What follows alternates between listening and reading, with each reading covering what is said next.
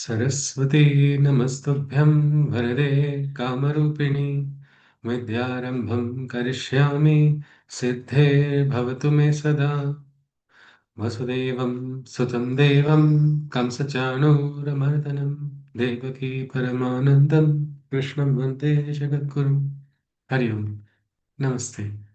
So we continue our journey into this approachable divine mother workshop as we continue into the second power. Before we connect with the power of Mahakali, let us try to recollect what is it that we have seen. Anything that we can recollect. What is it that we saw of Maheshwari? Yes, please. Anybody?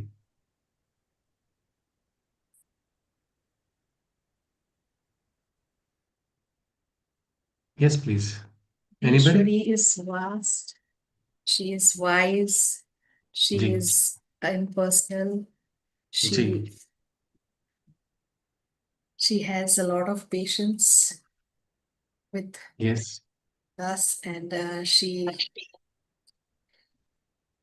to the people, to the souls who make efforts, she rises, she raises them, and the others she lets them uh, be on their own. But she doesn't make any distinction between an asura and a human being. And she has that universal love for all ji. beings. And there's She's this very vastness. vast. There's that Ji, vastness and that universality, and she is unmoved and unperturbed by the events because all knowledge is already within her, all powers are already within her. So she is unmoved. She is wise. She knows the past and the present and the future, and she's got a very overall view of what the work that needs to be done and why, and what she has been incarnate, what she needs to do for the world. She's there is wisdom around her, and she knows what she ji.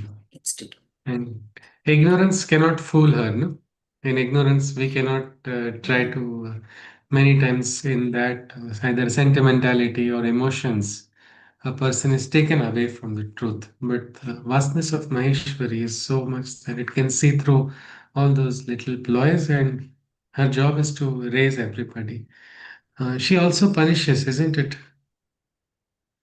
What is that aspect of the punishment of Maheshwari? Anybody? Yeah, just that she will not raise your consciousness. She will let you realize it slowly, slowly, with your readiness and receptivity. Yes. Say I am not ready, if assuming I am not ready to open myself to Maheshwari's grace. But so she is going to let me remain as such, or is she going to slowly push me towards the consequences of my ignorance without my knowledge, with her wisdom? She will slowly. What do you think, Ji? Yes, I think she will give you the consequence of your actions to make you Yes, aware that yes, this is right now what you where you are at, and you can progress, you can make Ji. efforts, and you can come up to the Yes, level. yes. So there's Uh, a loving grace in her punishment also, isn't it? Yes, I think, is it Artiji who is adding something? Yes, yes, please. Yes, Ji. sometimes, even though getting to her is not very easy, but Yeah, once you accept her, a grace, and once she accepts you, it happens both ways. She Ji. will give you a lot of tests. That you will go away from her, and then coming back to that is, it's just a test on a rope where you just have to hold the end of the rope really tightly to get get to it. Yes, yes, yes. And she is something, she is opening up to the supramental firmaments, the world that is beyond the higher consciousness. She is the one who is going to lead us to that. Maybe what horizons we are not aware of, those also will be visible by her grace. So that is why we have to seek. And the singular way we can seek this grace is by being calm and peaceful on the inside.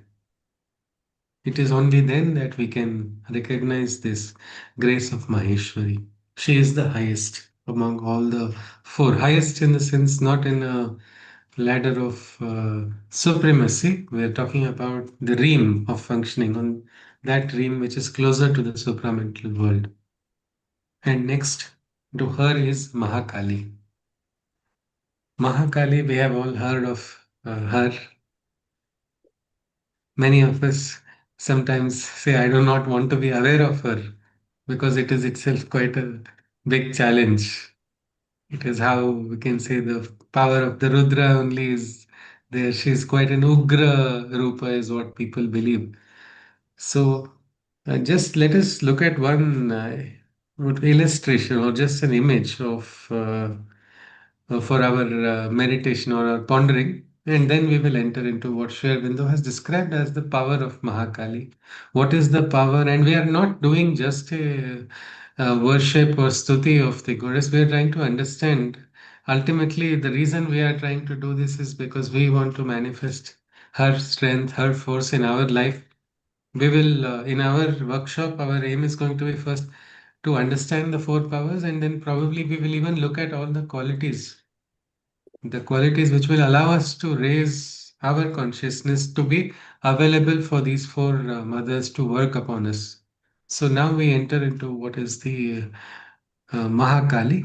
Just give me one moment. I will share the screen. Is it visible? Anybody? Can you describe this? Is it just like Maheshwari, calm and peaceful? No. No. Yes. Anybody? Can In you Sri Aurobindo's describe words, it Yeah. describes the divine violence, if I may use so the word Okay. that Sri Aurobindo has used. Yes. Because this, with her hands, with holding all the weapons that she's holding, we can understand that she is the one who will not tolerate any negligence or any indolence or any laziness, and she will hit, she will strike hard, He has and she will, weapons, no? yes, she Her has weapons. weapons. So those weapons are, yes, and only the strong can bear all her blows. And Yeah. Now, this divine violence that you said, I don't think any of us, maybe especially those who are walking on the spiritual path, are really fans of violence. But then, why is this violence? Is it necessary? Divine violence that you have talked about. It's almost asuric, isn't it? But it's divine. yes, it is for our own good. It is to wake us up. It's like a rude wake up call, but it is needed because with Mahakali's powers, her working is swift. She has to, there are, the results have to come quick. She will not take a long time to achieve things. She will do it in minutes. So she's very fierce, aggressive, quick, and she will give the souls the blows that are required. Only the strong can bear her divine Okay. violence. Okay. Before we go further to this is an interesting point. We'll just have a look at it. This aspect of violence. In the Bhagavad Gita, we have these gunas, which are there are basically three. There's a rajasic, there's a tamasic, and there's a sattvic. So Rajas guna is generally associated with a lot of force and all of this. With Rajas is like a force, and elsewhere Krishna also says Kama esha, Krodha esha, Rajoguna samudbhava, and Mahashano Mahapapma. It is something. It is a these two nitya varies are born out of Rajas and an impulse and force in human beings. That is what Krishna has talked about. That the biggest sins also are because of these two, and they are born out of Rajas and the force of Rajas. But is this a Rajas force or is this something beyond that? Because we all know that when we talk suddenly in a rush without thinking or we rush with a force, we sometimes make a mistake, isn't it? Our emotions, we let go of our emotions. That also becomes problematic. So, how is this different? Is it different first, the force which is rushing? And is it necessary also, this aspect of is it required? Do we need to have this force in our life?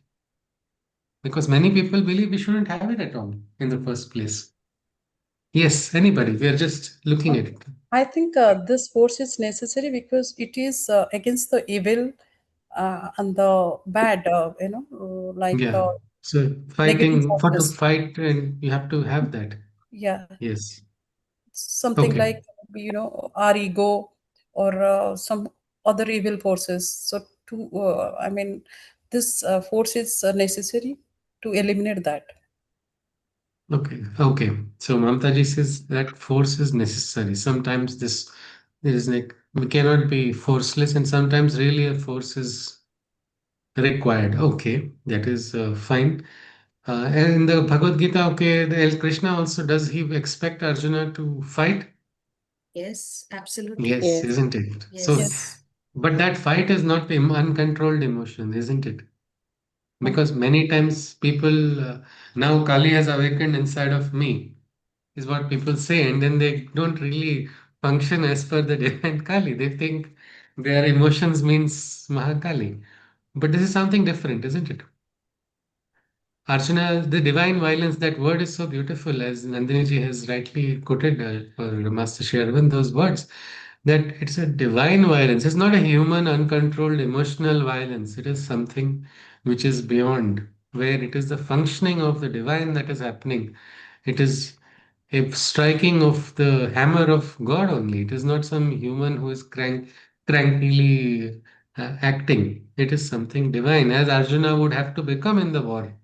He was an ideal man, a person who had morals, high principles, and yet he had such challenges that he could not anymore understand. And then he went into a, what we can say, a tamasic recoil, recoil into some kind of deep lower sorrow. And then nothing was moving forward for him. Everything was going, and there Krishna had to try to light that fire.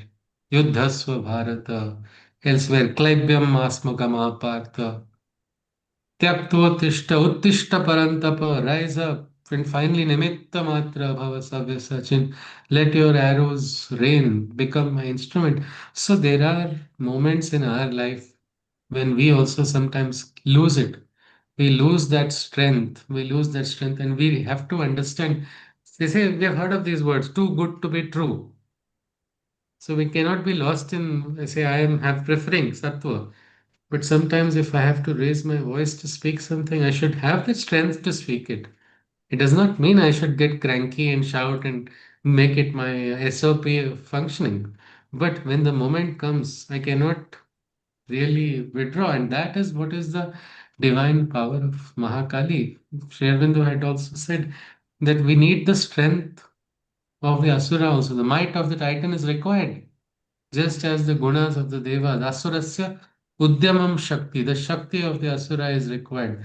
And Mahakali is that, as Nandiniji rightly used the word, that is something which we can ponder upon. A divine violence, the bringer of divine violence. Let us further look at this image of Mahakali, which is, of course, a computer generated one. But what do we see? What more do we see in this? Yes, please, anybody, if we can just describe this. I mean, the way I see it, it might be a completely different view, but when they were Yeah. churning the ocean, there was Okay. a lot of amritam, and I mean, they were trying to get the amritam, but there was a lot of negative forces that were coming. And I Yes. believe that, I mean, it could not be true, but it could be one of those things that came out of those demon things. And the below that I Okay. see is the asura, I mean, the Asuras. asura things that I see, and then that's the Makali that could have Yeah. come at that stage. Okay. So Antiji is referring to the Samudra mantra, and she feels some of the Asuric forces they are. So the forces also look agitated, isn't it, Antiji? Yes. The Asuric forces look agitated. And how is Mahakali's Rupa, if you look at it? Fierce. If you look, Yes, she's actually quite calm. I mean, within her is itself. calm. But I think the aura that is generating from it is not like Maheshwari's, isn't it? No, it's all Yes. fire. It's fiery. Fire. Yes. It is what we call, if in the Gita there is a Saumya Rupa of Chaturbhuja. Raudra Rupa, this is, I think. This is the Raudra or the Raudra Ugra Rupa. Rupa, like the Ah, Vishwarupa only. yes. Standing so powerful, you can see the fires, you can see burning, we can see everything. We see the lightning, all of it, and her weapons. And I think Atiji could see the calmness also. That is very interesting. A perspective. If you see, even when the Vishwarupa came, the actually the Rudras we had only frozen looking at the Vishwarupa. The entire definition Rudra is the Uchchair Ghoshaya Krandayate iti Rudra, the one who screams loudly. They are like storms that are moving, and suddenly Rudras also have forgotten. That is the power of Mahakali. All the devas. It is something that was the power of the Vishwarupa, and Mahakali is connecting very much to that Ugra Rupa of Krishna in the Bhagavad Gita. That is the power. And yet there was one set of beings in the Gita who were not afraid. Indra, everybody was afraid. Arjuna really felt crazy after looking at it. He was first very excited. He said, "Wow, I want this." He says, "Give me that darshana, hey Krishna." And but as the darshana began to manifest and unravel, what was beautiful, what was wonderful, suddenly he said, "The world is burning. I can't see anything in front of me. I cannot see. Are you in the front? Are you in the back? My idea of dimensions is collapsing. I see such Vishal Netra. I can see people getting crushed in your teeth. It becomes gory also, so much that he cannot understand." And yet there is one more group of people who are like they are called Siddha Sanghas, the ones who are free from any attachment. Those ones are probably singing Sarve Bhavantu Sukhina only. They are not getting disturbed looking at it. But everybody else, the Danavas, the Devas, the Daityas, the Gandharvas, everyone were getting frozen by or scared by the Ugra Rupa, and that is the Rupa of Kali. So, with this small introduction, unless anybody wishes to add some more points, you are welcome to. Otherwise, we will just start the well, what is the poetry on the Mahakali Rupa. Yes? Okay, I just Any? okay. See, this picture doesn't look like the usual Mahakali, Yeah. Yes. because Mahakali means, I mean, mostly as we, I mean, as we worship, like she's dark complexion, with Mm. skull Skulls. garland, Yes, yes, yeah, yes, yes, and four hands. So, I yes. mean, she doesn't look like Mahakali here in Yeah. this picture. Actually, Yeah, this is not. Mamtaji, This what is, you're saying, yes, dear. there are two forms of Kali. One is Mahakali that Sri Aurobindo has described here, and the Okay. Kali that you are describing with the, the what do you call the skulls and all that, That's that it. is Kali. That is, but she's on the vital plane. Just today, I read one of Sri Aurobindo's Okay. writings. He Mm-hmm. says that that is the vital uh, uh, being. It's in the vital plane. Okay. Whereas Mahakali is in the supramental plane. Am I right, Shushruji? Ji, yes, this is the perception from ours. If you see Krishna, also Krishna's Rupa, and this is more of the functional image. This is not really a artist's work. It is just a creation based on the powers of what are described, the functionality. If you see Saraswati, we all know Saraswati Devi in the river, no, is the river of the Rig Veda. And Mm-hmm. later on, elsewhere in the Puranas, we have different description of Ma Saraswati. But functionality is the same what is there in the Vedas. It is still continued and it did not get changed. So, so many of our worships which we do today, they have a connection with the functionality, but the functionality is something which Sri Aurobindo also called a psychological theory of the Veda, which talked us so that we can understand through the forces and powers. While we do not negate any power or any worship, which is even this rupa which we see right now, we are trying to understand the functioning and power. So somebody would feel that rupa also to be very Saumya. I think Artiji felt this rupa also was little Saumya. It is up to the perceiver and the bhakta's eyes, how the eyes see. So I think with this we will begin the study of the power of Mahakali, which is next to Maheshwari. I just wanted to add one Yes. point, if I Yes, may. please. What Yes, Artiji Steve. said, uh, Mahakali has that intensity in her love also for her children. So I think Hmm. that's what she has seen in the image, Yes, that although yes, she is fierce, but her love is as intense as her yes, fierceness. So she has that yes. very intense love for her children. Yes, yes, yes. And actually, there is, if you see nowhere, even Krishna, when showing the Ugra Rupa, he had told Arjuna, it is pointless for you to be afraid because it was his Sakha who had shown the Ugra Rupa. But Arjuna, who was more attached to what is going to happen, and he felt he's like he was shamasva, shamasva. He ended up confessing all his sins and all his. He said, Krishna, did I disturb you? If I disturbed you as a friend, I made mistakes. I didn't intend it. That was actually a bad idea. If really Krishna was angry, he was reminding him all the times he did wrongs.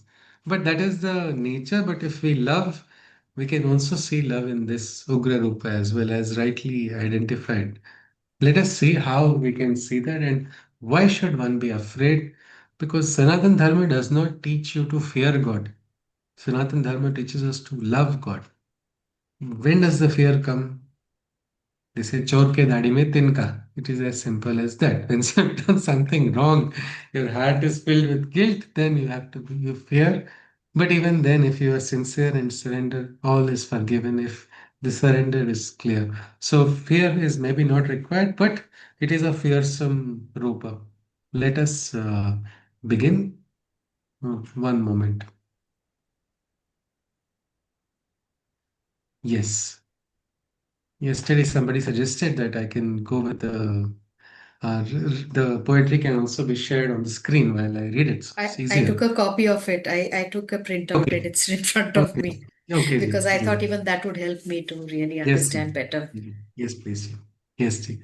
So we now enter into what is Mahakali, close to Maheshwari, but unlike her wisdom's horizontal expanse, Mahakali's force and strength presumes a vertical stance. Direct, swift, and astoundingly violent is her divine intervention. To smithereens she shatters and obliterates her every opposition. Her every opposition to smithereens she shatters. She lunges out in her overpowering majesty as her forces intimidate with her lightning strike. Even the grounds tremble and reverberate. So just once more, we just read that and we look at it. Close to Maheshwari, but unlike her wisdom's horizontal expanse, Mahakali's force and strength presumes a vertical stance. Direct, swift, and astoundingly violent is her divine intervention. To smithereens, she shatters and obliterates her every opposition. She lunges out in her overpowering majesty as her forces intimidate with her lightning strike. Even the grounds tremble and reverberate. So, this is the first description of her powers. So, if you see, Maheshwari is described if she has a vast horizontal expanse, Mahakali's force is a direct vertical stance. This movement, if you see the movement of forces, one is a horizontal movement, another is a vertical movement. Her intervention is direct, swift, and it's astoundingly violent. To smithereens, she shatters and obliterates her every opposition. She lunges out. So this is something very interesting. We have to see what is this horizontal and vertical. If we look at it, it would be very interesting to see. When something has to spread, it is easier to spread horizontally, isn't it? And vertical is something for a descent or a movement, upward or downward. The movement vertical is always better. This is a grace which is functioning from the divine, and this is functioning directly, it is moving vertically. One interesting dialogue I had the opportunity of seeing two organizations, both organizations' heads were discussing, they were talking about their functioning. Both organizations work in a different manner. One worked with the masses, another was working with a selected smaller group, and they said, this is the we are going to focus on the ideas. Another was saying, I want those ideas to spread. So I don't need so many ideas from you. Give me one idea, I will hold on to that idea and spread it. So, which do you think is important? The origin, the many ideas coming, or this spreading of it in a horizontal manner or vertical? What do we call? What would you choose, or what do you think of these two movements? Anybody? Depends on the situation. Depends on situation, isn't it? Both are important, isn't it? Both are So important. both are important. To So work in synergy, right? yeah, yeah. They have to work in synergy. So probably even Maheshwari and Mahakali are working in synergy only, isn't it? This aspect of Mahakali is for direct movement. It is like enough, this transformation has to take place, and that is how she functions vertically. If there is, if in a garden, sometimes weeds take over the garden, what can you do then? You have to uproot it, you have to pull it out in a swift movement, isn't it? You can't say, I'm going to prune these weeds a bit like I prune the other plants. They have to be removed in a swift, sharp movement, pull it out from the root. It looks violent. The gardener suddenly looks where the one who has been so beautifully tending to the plants really looks ugly and gory. What is this? If you see the person after deweeding, you will see this. What is this? Beautiful plants, all of them are out. Yes, they are weeds, they're not required, they're taking over the plan. Divine's plan is there. Like that, Mahakali is just going to attack and remove anything that is opposing that divine plan. When her movement is sharp, strikes like a lightning and feels that the ground also shakes. When her work is, means one of the indications, what we say, litmus test of Mahakali is working. Looks like the world is only shaking. It's as if everything is, the entire ground is now trembling. That is how her work is. And you see, she lunges out. Lunges out means she takes that kind of a joy in jumping and reaching out. She doesn't go slowly. It's that leap, which is a leap of attacking only. And she smashes everything. Let us continue. So overwhelming is her onslaught that obstacles perish instantaneously. All before her are subjugated by her storm of power spontaneously. The haters of the divine and asuras either freeze in horror or flee. Merciless and implacable is her frontal assault. None can bear or see. She is the goddess of war who never shirks from any battle.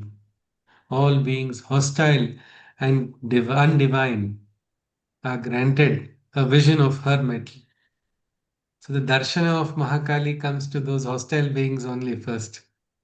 Let us look at it once more. So overwhelming is her onslaught that obstacles perish instantaneously. All before her are subjugated by her storm of power spontaneously. The haters of the divine and asuras either freeze in horror or flee. Merciless and implacable is a frontal assault. None can bear or see. She is the goddess of war, who never shirks from any battle. All beings hostile and undivine are granted a vision of her metal. So it does not matter who opposes or what is the strength of the opposition when Mahakali works.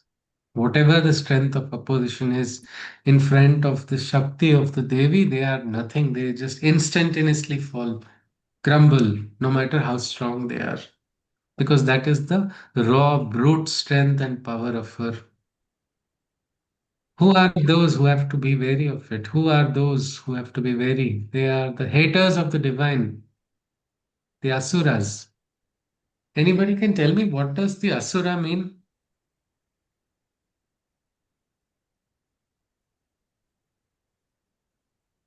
It's kind of a demon force Okay. which G. which is Demons. both under God and the devil. Under God and the devil, I didn't understand that, RPG. In the sense? Uh, it has both the good and the bad aspects. But how do I put it in words? Sorry, I don't know how to explain it. Okay, no problem, G. I think I got it. Yes, Mamtaji wants to add something, is it? I think they are evil forces who are driven by um, violence, greed, Okay. ego. I mean, all negative. I mean, Okay. asuras are associated with negative, Asuras are associated with everything negative. negative. Okay. If you Could look at the it, sorry. Sanskrit word, no? What is the opposite of asura? Sura. Sura. Suras? Yes. Sura. Sura, isn't it? Yeah. It is Yes. something which is in rhythm with the divine, and Divine. that which is against the rhythm of the divine. Asura is that rhythm which is being broken. So anything that is opposing the rhythm of the divine, those who hate the divine, those ones they cannot do anything. They are the ones who are given the darshana. Mhm. They are lucky So, to get a could it, darshana. Yes, Yes, Ji? because they are ruled by their ego. Because of Yes, their yes, ego, and yes, that is why they, I think if you look at the stories in the in our Puranas and all, the yes, Asuras are killed by the Devis only. yes, Because yes. they bow, finally they bow to To her her. only, because Yeah, they know that she is more powerful than them, and she has only created them. I mean, they yes. have been, They are born of her they are born ultimately. of her. Yes. Yes, and they don't, because of their very Egos. high Himalayan ego, they don't Yeah. bow to anybody else, and so Yes. they, yes. So asuras are vital. They are forces of the mental and vital planes, Ji. and they are intelligent, they are powerful, and their only drawback is the ego. Only means Yeah. that's the biggest drawback actually, But if and they because can of surrender which, that, they yes, can yes, become yeah, like Prahlad also, no? yes, yes, yes. Isn't it? And tapasya, they have a tremendous willpower. And I've Yes. read somewhere also they have this shape shifting abilities also because of their tremendous mental powers.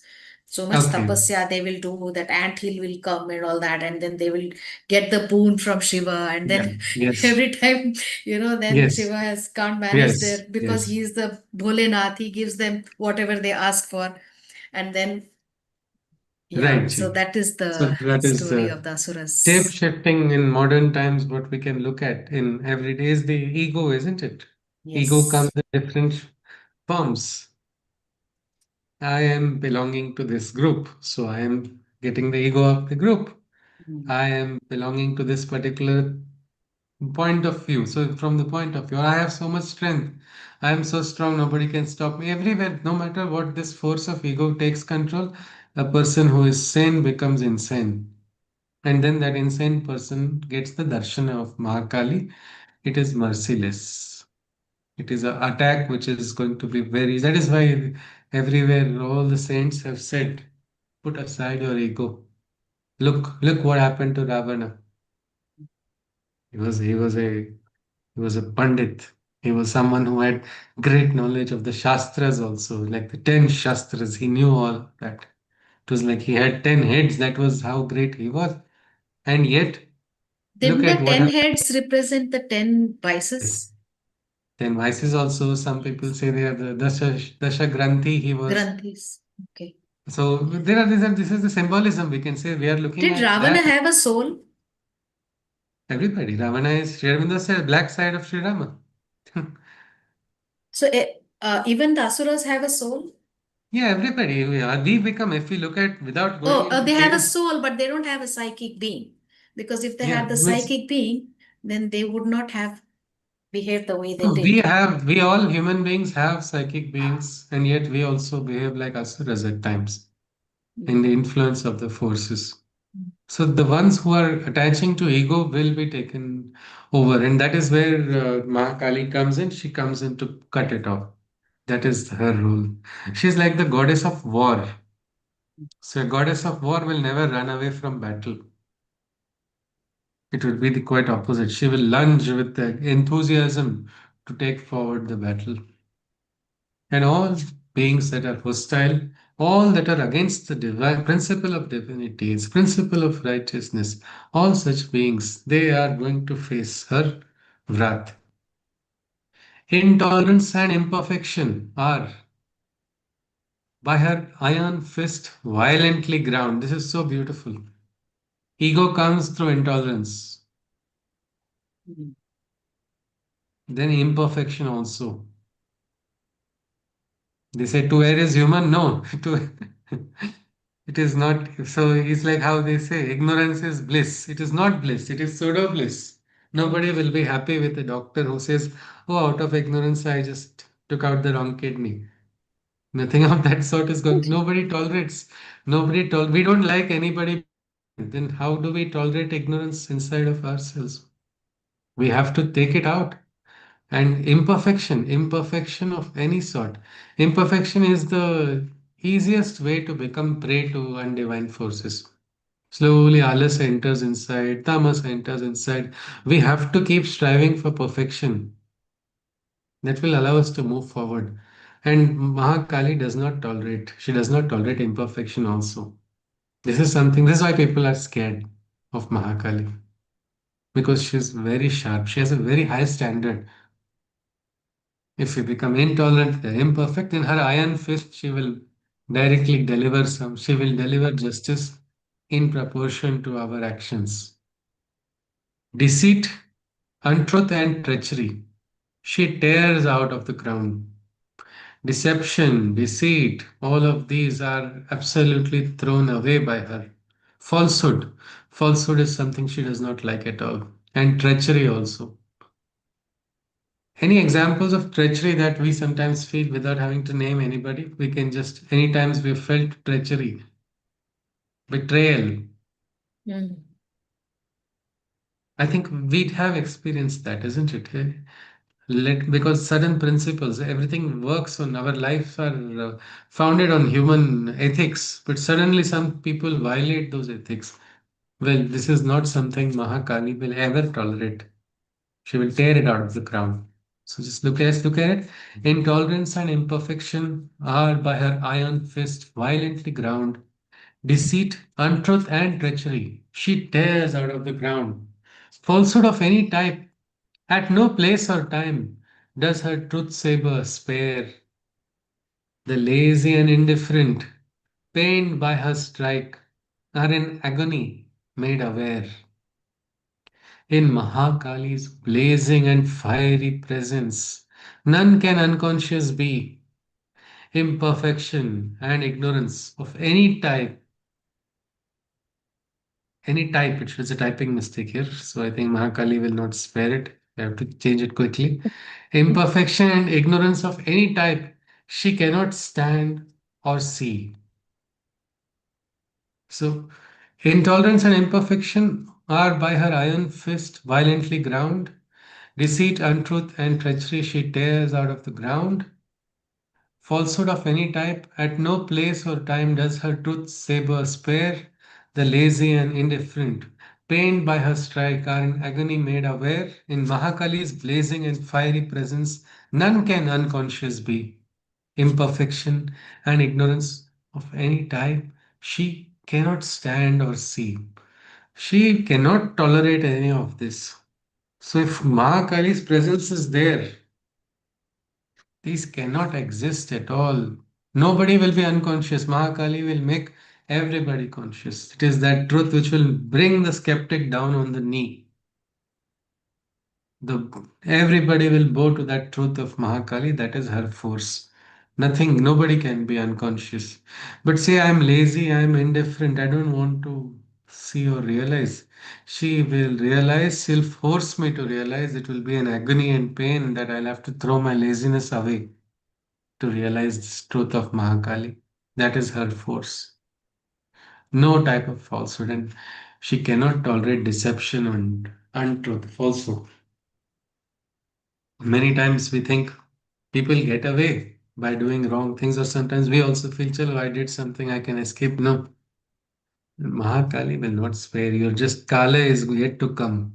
When the Kala of Mahakali comes, then you'll not be able to do anything. So it's better, people say, better solve a things before you push it to a point where then there is going to be no mercy. This mercy is something you cannot beg and ask Mahakali.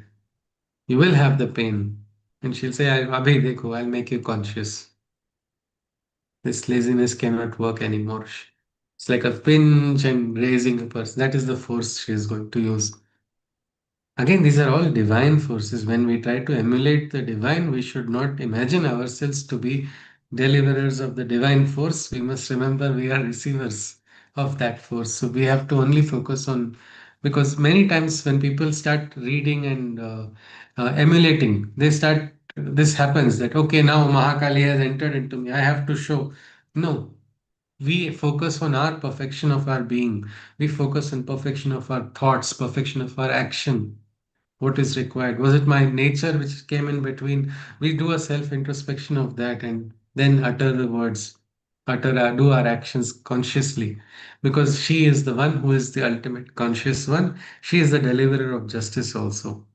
We have to become her instruments. Let us see further. Sudden internal stirrings empowering us to become unreserved and forthright are all indicators of Mahakali settling our inner passionate flame alight. Untamed, she flows with her high will and clairvoyant eagle vision. Her nimble feet swiftly move, her weaponed hands wide, ready for action. But her motherly love too is intense, just like her wrathful ire. Those who surrender feel the kindness and warmth in her intense fire. I'll repeat this once more. Sudden internal stirrings, empowering us to become unreserved and forthright, are all indicators of Mahakali, setting our inner passionate flame alight. Untamed, she flows with her high will and clairvoyant eagle vision. Her nimble feet swiftly move, her weaponed hands wide, ready for action. But her motherly love too is intense, just like her wrathful ire. Those who surrender feel the kindness and warmth in her intense fire. Here we see the love also. So, one of the interesting things, sudden internal stirrings, empowering us to become unreserved and forthright. It's like suddenly the cat who's doing meow will suddenly give out a roar. Where did that lion's roar come from? Well, it is not just that ordinary roar, it is a roar of Mahakali that's functioning through that individual. Sudden internal, intense realizations. We might be in a quiet, enough is enough, too much. I can't tolerate it anymore. These are all indications of Mahakali suddenly setting the fire. India also, we were being ruled, isn't it? For years and years. We were all like, Om Shanti Shanti going on. How long? How many invaders? How long will they keep coming? And then suddenly that Agni got lit. Then there was no stopping for that. All people began reading scriptures also. Scriptures are also telling the same command in full. Bharat would become what we can say lit with the fire. And it is the fire of what? Fire of realization which suddenly came in. Even Bhagavad Gita, Tirak Maharaj, Shatham Pratishathyam. No more will we just take one slap here and one more slap here. We are going to give back enough to let the Akranta learn to run away and flee from this place. So these feelings, which we can say, the sudden feelings which come inside, these are all indications of Mahakali's touch. She has set that flame alight. And she flows without tame. Nobody can tame the flow of Mahakali when her flow is there. She has a vision also, eagle vision, which is clairvoyant, which can see to the future. She says, "Yes, I have to break all of this for the future. It is a destruction, not for complete chaos. It is a destruction for a new creation. It is a destruction for a transformation, which is a necessary one. It is that is why it is, as Nandini ji rightly said, divine violence. That is hers because she has a vision also behind it. And her feet swiftly move, her weapon hands are always ready for action. Her path is like everywhere she goes, you can see a trail, an afterglow of destruction wherever Mahakali is gone. But the love of Mahakali, that is also intense. It is also as intense. It is as intense and passionate as her force of wrath. Who surrender to her? Just so easy it is. It is so easy to get her, just like her wrath also is easy to receive. Her love also is easy to receive, and it is that intense only. Like she'll just hold you very firmly. That is Mahakali's love. In its warmth also, it is just so soothing as well. To seekers who shed all ego, becoming instruments of her mystic way, in a moment she uproots opposition, casting all their enemies away. The mother, the timid and weak, with fearful minds cannot face, but her noble worshippers are fearless, never pressured by her loving grace. With outstretched arms, they readily face her hammering and blows. The true reason of her incredible intensity only her worshipper knows. So this is beauty of those worshippers of Mahakali. To those seekers who are shedding ego, they become instruments of her mystic way of transformation. They automatically become nimittas. In a moment, what does she do? She uproots opposition, all enemies. Suddenly, it's like we feel sometimes what has happened. Like, is my kala bad? So many enemies, so many troubles I'm having one after the other. And suddenly, all those who oppose you are now opposing her. And Mahakali is standing. She says, who dare stand in my place? And in one swift move, all opposition vanishes. And who are those who are worshipping her? Who have fear? Well, the timid and the weak. The hearts that are not brave enough yet, they have not learnt the courage. They have not felt what the power of the Abhaya Hasta of the divine. Those are the hearts that are still weak. They are still timid. They are cowardly. So the minds which are having fear, they cannot face Mahakali. They will try to still run away, thinking they are only asuras, and they try to run away from her grace and her force. Nobody can escape the force. It is about standing up courageously and facing it. When the heart is clear, do we need to worry? That is a simple question. A clear heart and clear consciousness should not have any worry, isn't it? As they say, Jako rakhe saya mar sake na koi. What force will attack you when you are standing by the divine force? The Rakshan also will be provided by that divine force. Why are you afraid of? What are you afraid of? So that is an important thing. But what do you think people are generally afraid of when they are afraid of God? Anybody? Or Mahakali for that matter? Anyone? What is it that fear comes in?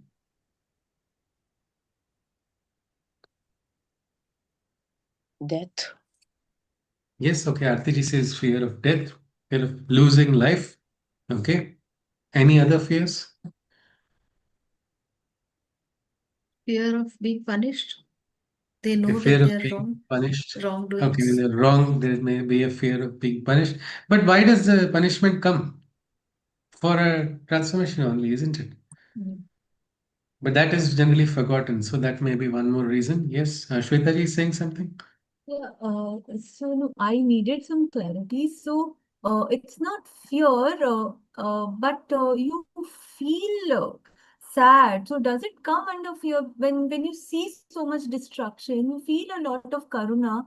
So, for things happening. So, it's You not feel about karuna fear. for, do we feel karuna for wrongdoers? If it is misplaced compassion, isn't it? No, so personally होगा तो wrong was समझेगा, but when you see like so much destruction, which we say, no, it's like purification. So Yeah. like a natural calamity, or like where so much is getting purified. So Yes. at such times, to like you feel troubled also, right? Like it's not about a particular thing, but like Because we are not ready to face that, we are not ready to face, like you said, natural calamity. I remember I had joined my teacher just after my engineering, after my mechanical engineering, and that time it was 2011. And I do not know if everybody knows, to 2020, 12 was supposed to be the end of the world or something like that. Yeah. That was what, and that during that period only, I had such worries. What is going to happen to the world? Into the unnecessary fears were there in the head at that time because I was not ready at that time to understand that what divine justice is. That time I even asked, why is it that when divine action is taking place of clearing, good people also suffer? Sometimes it feels like good people suffer. What is the meaning of this? Or and that time my teacher had told something very sweet and very simple, that garden is going to be cleared. When the garden is going to be cleared and you're uprooting all the weeds in mass, and sometimes some of the plants which are attached, no, to those weeds, they will also come out, no? And it is the attachments that create the problem. And Mahakali uproots all attachments. And then we are somewhere afraid of losing the attachments. And that is also a fear. Attachment to life is only fear of death. Every attachment is the source of fear. The one who is free of every attachment is the Mukta. Mukta Sangha is the one person who is free of every attachment except the divine. When the action of surrender, then we are willing to look at it. It's all right. Because that is why our noble worshippers are fearless. And they don't feel pressured also by this grace. Because what is Mataji's given me everything, she will take it off. Nothing belongs to me. Take it. So, because they are in this attitude, when you have nothing to lose, how will you fear anything? When I have something, then only, oh, I need to protect this. I better not lose this. But there, everything is taken. I own nothing now.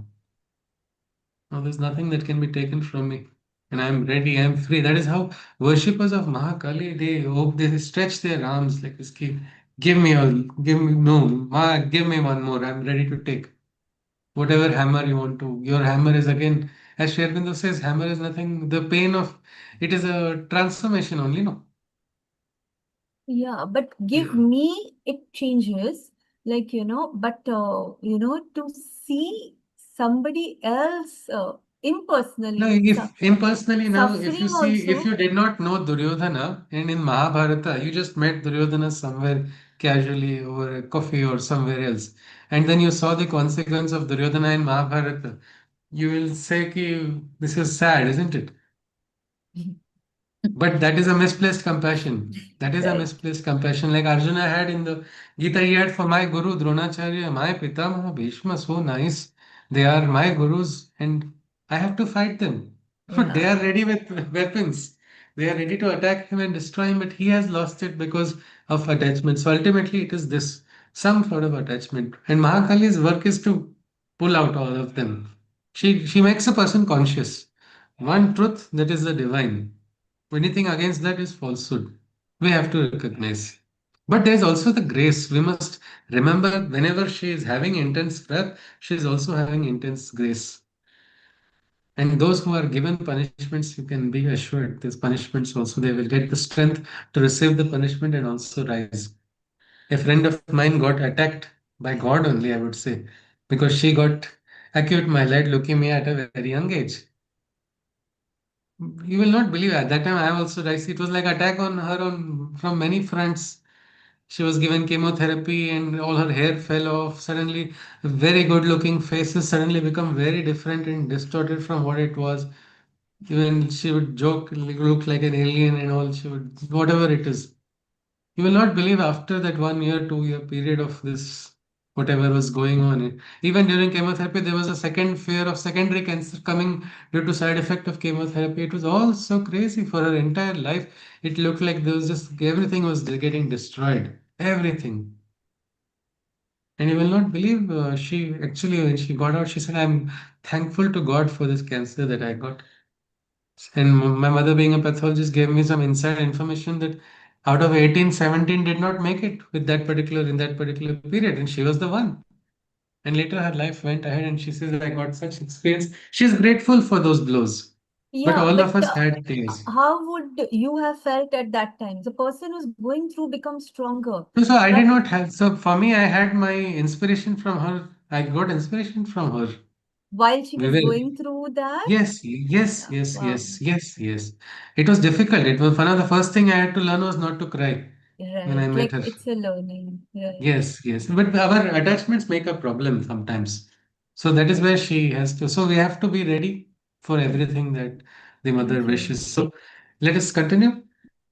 But her noble worshippers are fearless, never pressured by her loving grace. With outstretched arms, they readily face her hammering and blows. The true reason for her incredible intensity, only her worshipper knows. So we become the worshipper of the divine and her ways, and we will begin to understand. We will be able to understand why this incredible intensity is necessary. Our view sometimes is from what we have experienced, what we have seen maybe in our life. But sometimes life, what we know is only this much, and the portion that we don't know is so much. Krishna tells in the Gita that you don't know what was before your birth. You don't know there was prarabdhas, whatever lives were there before. You don't know what's going to come afterwards. You have only got this much experience, and in that you are having so much shoka. How are you so confident that everything you know one third only? You know the experience you've had only, not the experience that was before or that is going to come after. Then how can you make an overall summation of things and pass a judgment? Instead, it goes on. It is something. So this she knows if we have that shraddha in the working of the divine. So even this incredible intensity, we may understand the meaning sometime or later. So we'll probably look at just yeah, it is getting complete. That is nice. All right. To wisdom, to wisdom she lends a conqueror's supernal. Oh, wait a minute. I think I missed the line here. Hold on. Yeah, defects, both external and internal, she straightens and transforms. Defects, both external and internal, she straightens and transforms. Impurities and perversions, with the right force, she reforms. So, this is beautiful. The right force she knows, which is required. More force will make the instrument break. Less force will not bring transformation. She knows how much force each instrument is capable of receiving, and she gives the right force for bringing her transformation. Defects, both external and internal, she straightens and transforms. Impurities and perversions, with the right force, she reforms. Nature's evolution occurs over eons at a slothly pace. In moments, she brings a transformation of centuries by her grace. She completes Ananda, which would be only soft and sweet, bereft of her fiery intensity. The absolute experience is incomplete. So, without Mahakali's touch, even the real meaning of Ananda cannot be got, is what Sri Aurobindo has described in his definitions of this force. So she's transforming internal and external. All defects, she's using the right force to bring about transformation on the outside as well as on the inside. Impurities, also perversions, also she is setting them right. If you look at it, nature's evolution is quite slow. Many times, if you go to certain government quarters and buildings, you'll see they are like that only for decades and decades. You see, it's slow, it's the Prakriti's actual movement. Sometimes you feel the tree is growing quietly.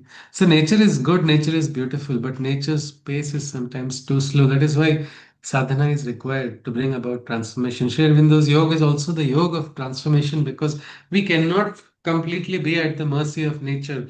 Nature's force is not sufficient enough at times because Prakriti has deformities, Prakriti has vikaras also, and those have to be removed by transformation. So this is Mahakali's role. What is going to happen in nature? Like I would take 30 years to understand.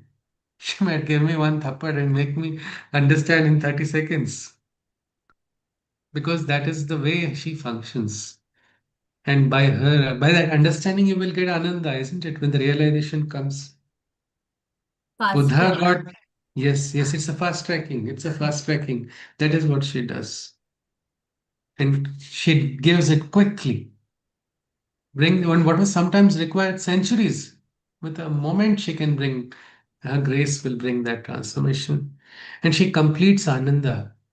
Otherwise, Ananda would be having soft and sweet. It would not have the intensity of what real Ananda is. So Mahakali's touch is only making real Ananda complete. To wisdom she lends a conqueror's supernal might. To harmony and beauty she gives movement and insight. To a laggard movement towards perfection she adds efficient speed. Her power amplifies right action to completion as per her urgent need. The journey shortens with her force, but she isn't easily pleased.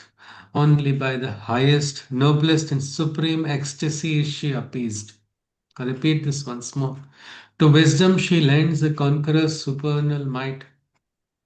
To harmony and beauty she gives high movement and insight. To a laggard movement towards perfection, a slow, lazy movement towards perfection, she adds efficient speed. Her power amplifies right action to completion as per her urgent need. The journey shortens with her force, but she isn't easily pleased. Only by the highest, noblest, and supreme ecstasy is she appeased. So this is beautiful. So we can see that. What does she do? She gives the strength of a conqueror.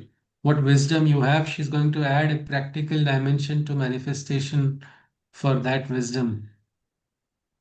She is going to add to harmony and beauty. She'll go give the moment. She'll give that great high movement also to some pace which is not there in some moment. She's going to push it from behind and she's going to make it go because as per her speed, she decides, not you or me.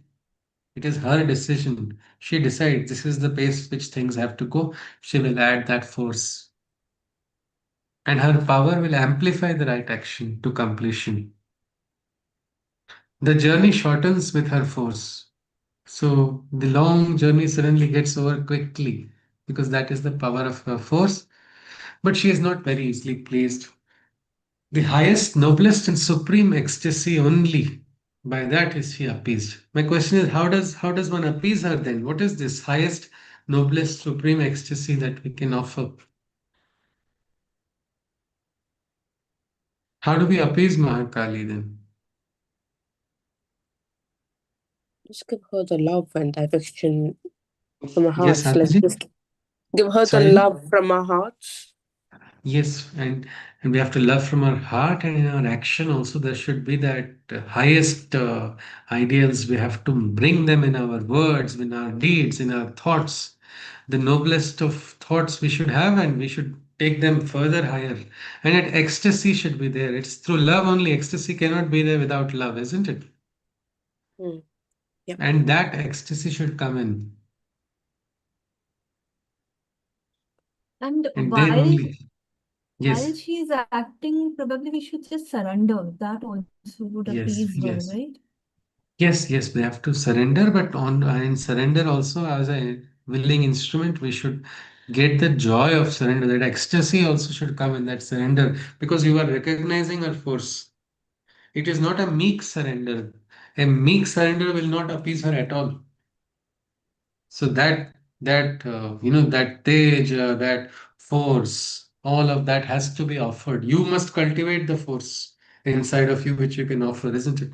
When we give a prasad as an offering to the divine, we prepare something with whatever.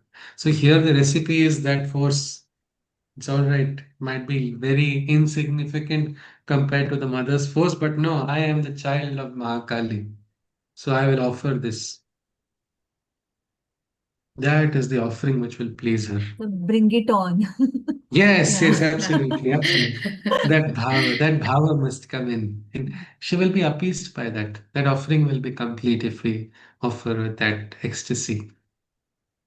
Can The we also force of say, yes, yes, sorry to Ji. interrupt, Yes, can please. we also say that we should have a sattvic and rajasic approach to Actually, real our word would offering? be, Because I would say our offering will have to be gunatit. gunatit, okay, As yeah, per the Gita, if we were looking at the yes, they three have to gunas, be above the yeah, above the gunas. sattva has its limitation of its Yes, goodness. Rajas has the limitation of its impulse. yes, Tamas, we yes, understand that, but tamas also, if we go deeper and you can reach the silence of Shiva also through yes, that, yes, it is a distortion of that Shaivik silence that is entering as tamas guna in the Bholoka. So that state where we are now throwing everything aside and only our offering, where our personal swabhava, personal thoughts, personal limitations, everything aside, we're just of what is right and we're surrendering to the divine. That so any maybe the offering does. image of a fire or a flame that just rises Yes, upwards. yes, yes, Yeah. Maybe if yes, you can yes, The put it in the fire form of of an image. purification. Fear, yes, yes. yes, absolutely. So because the That fire has that intensity also, and yes, yes, Mahakali is all about intensity. yes, yes, So absolutely. even our We aspiration or can. our However, efforts or everything should be like a it fire. should be Like it like should the just fire. go up Yes, so that she yes, can, yes, yeah, yeah. absolutely. The image now comes alive. Yeah, it makes Okay, G, sense. G, absolutely. So the force of divine victory is always hers. She focuses on manifestation. What can happen over time happens now with Mahakali's intervention. This is the ultimate thing we must remember. I will think so ये मेरे life में होने के लिए बहुत साल लगेंगे. Become the upasak of Mahakali. Here itself the highest realization can be got, as Krishna says. Well, this birth, why this birth? Now, what tapasya yogi is doing for they say one tapa is equal to 12 years. Many sadhaks who do sadhana, intense sadhana for 12 years, they say, I have completed tapa. Whenever they meet senior sadhaks, oh, you have completed one, I have done two. So they speak in language of tapas. That is, tapa itself is what? Fire, no? Tapasya is being done to heat the person and raise that consciousness. And the So, but heat will make you purify. pure. Means all the Yes, yes, impurities will just absolutely, be burnt absolutely. away because of that Yes, intensity yes, of the yes. fire. And that same tapasya, which may take 12 years, does it have to be 12 years? It can be 12 months. It can be 12 days also, or it can be just 12 minutes. It is the intensity that you have offered. It is something which you offer. With same thing, what we say, ascent and descent. If you want the descent of Mahakali's grace, you will have to have that fire inside which will make you ascend towards it. And that intensity, that felicity, that ecstasy is risen when a young boy like Nachiketas can also go up to Yama's Dwara and receive blessings from Yama and get extra Nachiketa Agni. It is possible. So this is something which she does. Kala is not so important for Mahakali. She is the master of Kala. She will break boulders just like that. But for that, we need to have this fiery intensity, sincerity, and surrender.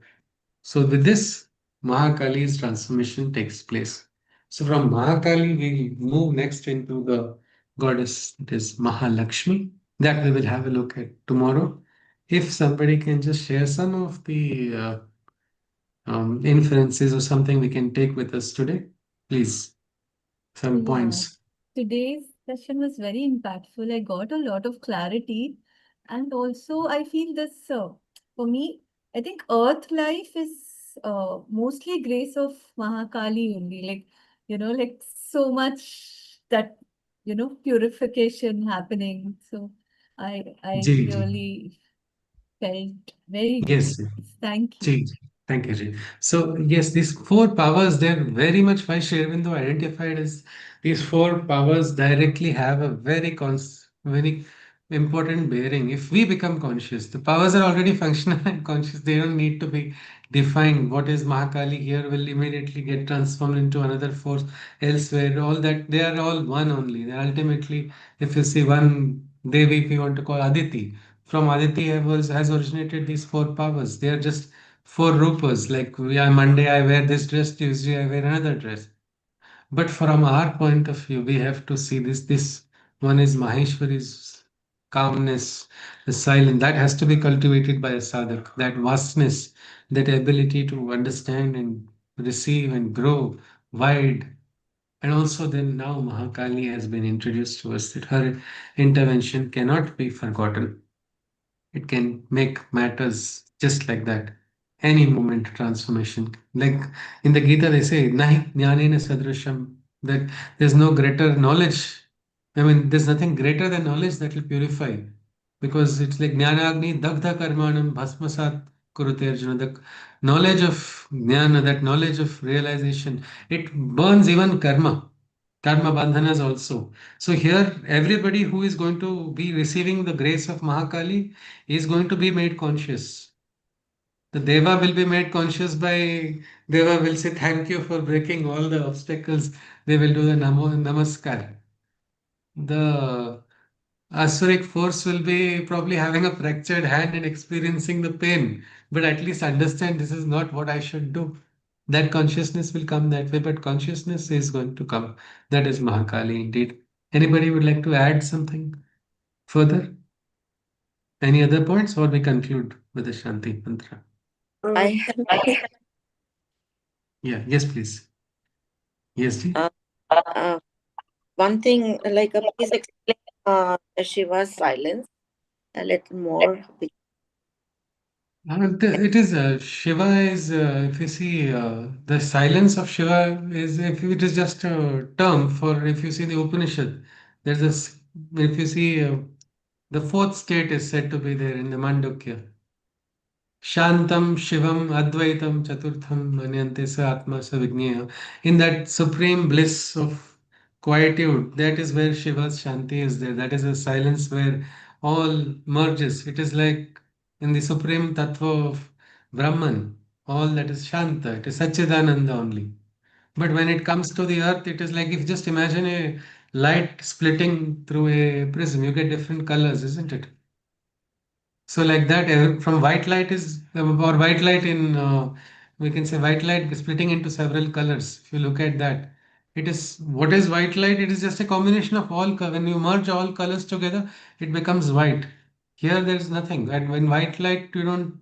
It's so brilliant that nothing can exist there. That is the Shanti of Shiva. But when it comes to the Bhulok, I just, for example, many times when I start meditating, I used to then go sleep. This is not dhyana, it is not realization of Shaivik oneness, isn't it? It is tamasic sleep, which has come into the human level. And have to rise above that. So that is all, Ji. That is what we meant. So our experiences are like some sort of aberrations and distortions from the perfection. Our job is to try to connect with that perfection. And if we understand that this is an imperfection, itself is a means if you understand there is yoga, then there will be yoga, no? There will be union. If you first understand separation has taken place. If you don't understand separation has not taken place, then there's no question. Why should I seek union? So that is all, Ji. That is all that was meant by the Shanti of Shiva. Yes, Ji. Yeah, one more question, please. Yes, Uh, please. Yes, ma'am. like the title I was just looking at, it's approachable Yeah. divine. So, what is the significance of approachable here, and why have you Ah, chosen yes. the title? Yes, sometimes we have the ability or wrong ability of sometimes pushing ourselves away from the divine and making the divine who is approachable for everybody unapproachable. So we'll have to require as if VIP darshan is required, or we need to go in this way only, and then that realization can take place. The approachable Divine Mother, the aim was that let us look at her, let us try to approach her. She's so approachable to us. She's not away from us at all. That was just the intention behind it. I had asked what was the name to be given, is what my Guruji had told me. And in the Rigveda also, it is very beautiful. Like we talked about the first sukta of the Agni, no? In that, there's a nice line. Sanap piteva sunavegne supayano bhava. such as Swanaswastaya is the mantra. Rishi says, "Hey, Agni, let me approach you, just like a son approaches a father with ease. I don't want to fix appointment. I want to meet my dad. No, no, let me call some personal secretary and book an appointment. It's not required. No? I can move just like that. I can approach on an individual level. We can directly approach. When the mother is that way, and to mother, when we say it is mother, I don't think we need to have any protocols. No? As a child, as a child. Otherwise, protocols will be there. If that is different. But if we move that way, that is what was the intention. Ji. Yes, please. Thank you so Right. much. Thank you. Ji. Thank you. Ji. Namaskar. Let us conclude with a mantra, the Shanti mantra. Yes, please. Mamba Lalita Devi Jagadambe Janani Namastasye, Namastasye, Namastasye, Namo Namaha. Mamba Lalita Devi, Tvamananda Sagari. Namastasye, Namastasye, Namastasye, Namo Namaha. सर्वमङ्गलमाङ्गल्ये शिवे सर्वार्थसाधिके शरण्ये त्र्यम्बके देवी नारायणी नमोऽस्तु ते नारायणी नमोऽस्तु ते Om Shanti, Shanti, Shanti. Hari Om. Punarmilama. We'll see you tomorrow. Namaskar. Thank I you. Hari Om. had a question, if that's Thank okay. Yes, Thank Ji. you. I kind of find it quite difficult to meditate. And I mean, we were talking a little bit of meditation. Are you able Yeah. to show, like, for example, if I make a plan and it never goes according to plan, and I'm like, okay, let me just sit down at least for 10-15 minutes and then try and meditate, but that never happens. Like, Ji, Ji. what is the, how can you, what is the starting process for it? And I'm sorry if this question is outside the Yeah. course as well. No, no, it's fine. It's absolutely fine. Actually, one of the first things was I had gone with my teacher, also to my teacher asking the same thing. कि जी meditation jam nahi raha. I'm not able to meditate is what I told when he asked me. He said, "जाओ acting करो" is what he told me. I was shocked. I said, what do you mean by acting karo? He said, acting karo. You don't know what acting is? I said, Jay, yes. Just sit in a place. Then, because what I used to do is when I was meditating, I would close my eyes, and it was in 2010-11 when I joined him first. So that time, Yeah. uh, I used to think some insect is here or something is scratching my nose or my head would go elsewhere. But when Yeah. this mantra came that you're acting like meditating for next 15 minutes, I am not going to move. He said, don't move. Don't move around. Just sit in a Mhm. place. And eventually it happens naturally. Meditation is more like a consequence of a state of mind. So initially it becomes like abhyasa. You keep practicing again and again, and we will not realize. We don't need to worry about when it's going to happen. Hmm. It will on its own take place, and then the experiences will come. Each person will get a very interesting. There's a diverse world of experience waiting, and there is no SOP that you must get it this way only. So it will happen, Jay. You just have to sit and try. If you connect with maybe Maheshwari's vastness, it will automatically bring a Shanti in the meditation. Hmm. That's one easier way sometimes. If it's up to the individual totally. Something you like, some mantra, or some people do not prefer to have any sound. They just focus. In Gita, Krishna talks about focusing on the breath. Yeah. Try I to was about to control say your that focus inhale. on the breath. Yeah. Yes. It was like prana pano samokrutva. Mm. Your inhalation and exhalation, you try to equalize. That's all. Just focus. 3 second inhalation, 3 second exhalation. Whatever the time is. Krishna has not mentioned that. It's up to the individual. 2 or 3 or how many seconds. But just quietly. And maybe have a mantra in the head. Om, inhalation from is 3 seconds, exhalation 3 seconds. And just watch how it's a very simple technique. Krishna tells it in the middle of battlefield for Arjuna. So it will work. We can just practice probably. Mm. And there are so many ways of meditation, right? Like you can go like chanting or looking at a picture or Yeah. but It what do you is. think is right for you? No, Krishna has told Yatha Tatha Kuru. You do what you like, what connects with you. Experience, see it works out. And sometimes it may take some time. After a while, you may feel this does not really suit me. Check out one more, and afterwards it will become your steady one, whichever is stable. But as Nandini ji rightly said, that if you just control your breath, the inhalation and exhalation, Mm. that's a very sure shot way to quickly silence your mind slowly. Focus only on the thought, on the kriya, not on the mana. Things will Sure. take place. Yes, ji. All Thank you right. so much. Thank you, नमस्कार Dhanyawad. Ji, thank you जी, जय माँ, Namaskar. नमस्कार, जय माँ Namaste. जी, नमस्ते, नमस्ते जी।